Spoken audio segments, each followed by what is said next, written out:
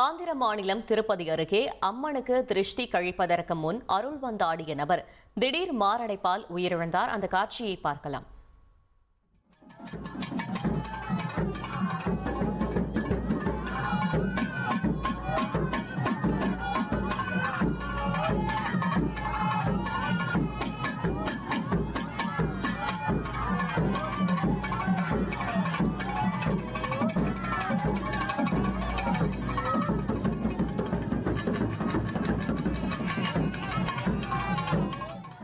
கூடுதல் விவரங்களை செய்தியாளர் சரவணன் வழங்கிட கேட்கலாம். சரவணன், வணக்கம். மேலும் தகவல்களை சொல்லுங்க.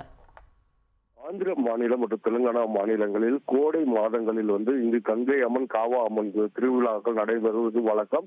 இந்நிலையில் திருப்பதி மாவட்டம் வெங்கடகிரியில் உள்ள காவம்மா கோவிலில் இந்த திருவிழாவானது நடைபெற்று வருகிறது. இந்த திருவிழாவின் பொழுது அம்மனை ஊர்வலமாக எடுத்துச் சென்று ஊர் முழுவதும் சுற்றி மீண்டும் கோவிலில் வைத்து சிறப்பு பூஜை செய்வது வழக்கம். இந்த நிலையில் நேற்று இரவு நடந்த இந்த பூஜையின்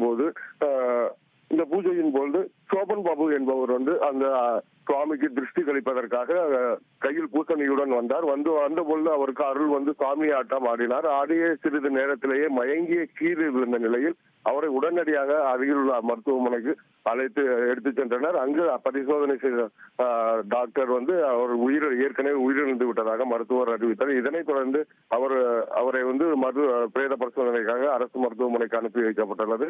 கோவில் திருவிழாவின் போது இந்த திருஷ்டி கழிக்கும் நிகழ்ச்சியில் உயிரிழந்த சம்பவம் அந்த கிராமத்தில் பெரும் சோகத்தை ஏற்படுத்தியுள்ளது. தகவல்களுக்கு நன்றி சரவணன்.